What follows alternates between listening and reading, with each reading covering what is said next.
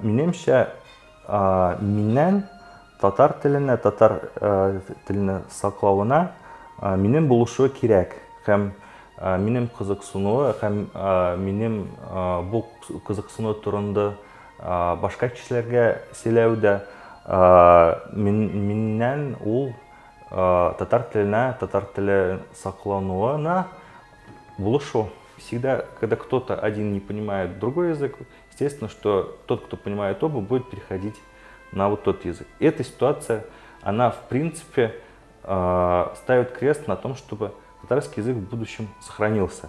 Потому что, ну, допустим, еще 100 лет, еще 200 лет, но если вот постоянно такая ситуация, то приведет к тому, что все-таки не останется тех людей, для которых татарский язык будет родным, которые будут думать на нем лучше, чем на русском и так далее. То есть нельзя сказать, что вот мы как бы русские по национальности, и мы отдельно от этой ситуации, потому что эта ситуация повязана на всех жителей Татарстана, то есть все в ней участвуют.